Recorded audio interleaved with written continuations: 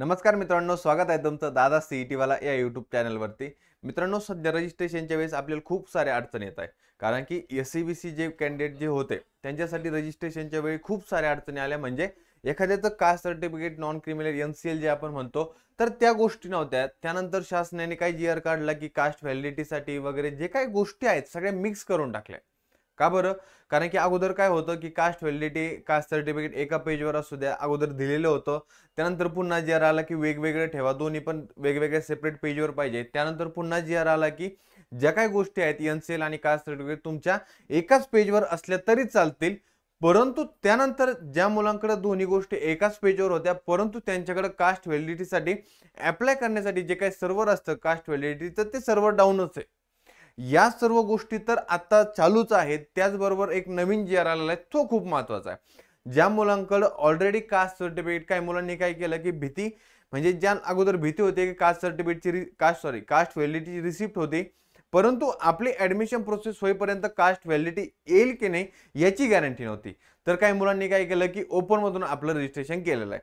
परंतु आता एक नवीन जीआर आलेला आहे, ज्या मुलांकडे एनसीएल आणि कास्ट सर्टिफिकेट आहे, ज्या मुलांकडे एनसीएल आणि कास्ट सर्टिफिकेट आहे, तर त्यांच्यासाठी एक नवीन सुवर्ण संधी, म्हणजे जे नवीन जीआर मध्ये काय दिलेलं आहे की खूप महत्त्वाचं जीआर आहे।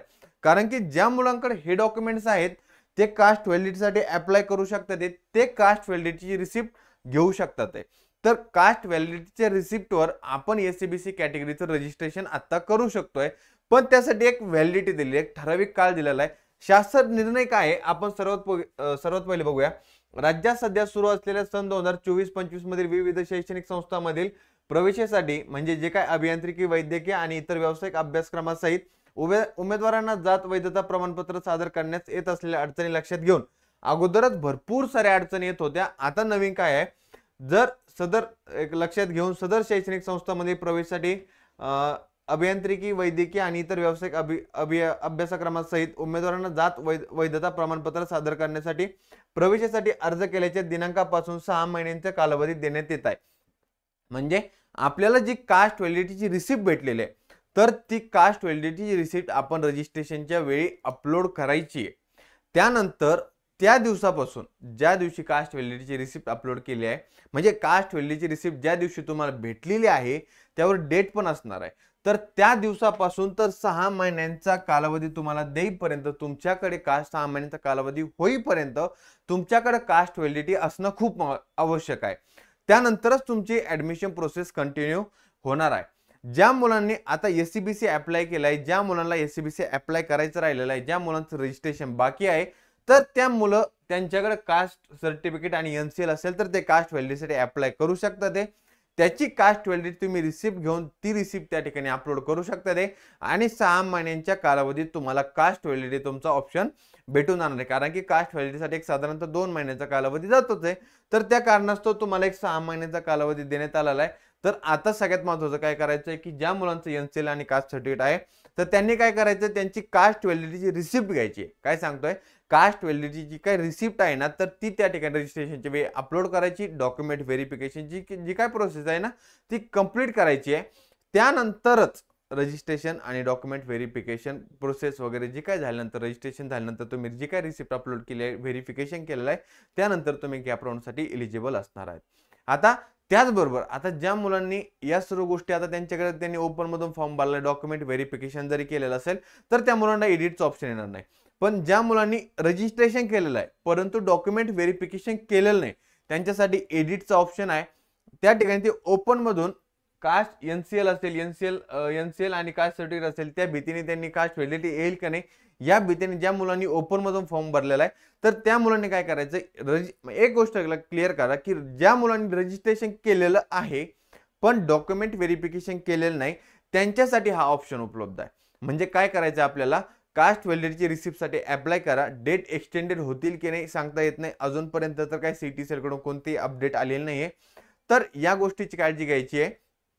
कास्ट व्हॅलिडिटीची रिसिप्ट डाउनलोड करायची, कास्ट व्हॅलिडिटीसाठी अप्लाय करायचं, त्यानंतर तुम्हाला रिसिप्ट भेटणार आहे। तर त्यानंतर तुम्ही एडिटचं ऑप्शन करून रजिस्ट्रेशन पुन्हा करू शकता। ते ओपन कॅटेगरीचं तुम्ही एससीबीसी साठी अप्लाय करू शकता। त्याचबरोबर डॉक्युमेंट व्हेरिफिकेशन रिसिप्टवर तुमचं होणार आहे, याची सर्वांनी काळजी घ्यायची। मी वरती तुम्हाला एक नंबर दिलेला आहे 8767444148. हा या तुम्हाला जे काही डाऊट्स असतील, ज्या काही गोष्टी क्लिअर करायच्या असतील, तुम्ही या ठिकाणी या नंबरवर कॉल करून विचारू शकताय.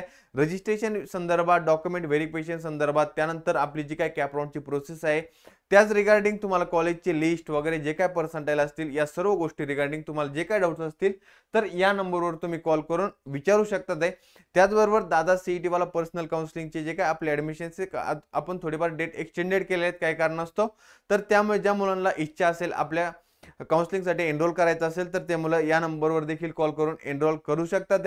त्याचबरोबर ही जी काय अपडेट आहे खूप महत्त्वाची आहे. तुमचे जे काही मित्र आहेत, जे काही SCBC कॅटेगरीसाठी अप्लाय करणार होते पण त्यांनी ओपनसाठी अप्लाय केलंय, किंवा ज्या मुलांचं रजिस्ट्रेशन राहिलेलं आहे, तर त्यांच्यापर्यंत हा व्हिडिओ जास्तीत जास्त मुलांपर्यंत पोहोचवण्याचा ट्राय करा. कारण की या प्रोसेसमुळे ते मुलं ॲडमिशन वाचून राहिलेले नाही पाहिजे. कारण की 10% SCBC साठी आरक्षण दिलेलं आहे, तर या रिझर्वेशनचा तुम्ही फायदा घेऊ शकता. त्याचबरोबर इंजिनिअरिंगच्या रिगार्डिंग ज्या काय फर्दर अपडेट्स आहे ॲडमिशन प्रोसेसच्या, तर त्याची अपडेट घेण्यासाठी तुम्ही दादा सीईटी वाला या यूट्यूब चॅनलला सबस्क्राईब करायला विसरू नका. आणि शेवटी जाता एकच सांगतो की हा जो व्हिडिओ आहे SCBC कॅन्डिडेटसाठी खूप महत्त्वाचा आहे. तर आपले जे काही मित्र आहेत ना त्यांना प्लीज शेअर करा.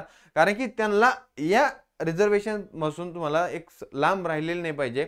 त्या मुलांना या रिझर्वेशनचा फायदा भेटला पाहिजे. कारण की हा जो GR आला आहे तो प्रत्येक मुलांपर्यंत जाणार नाहीये, याची काळजी घ्या.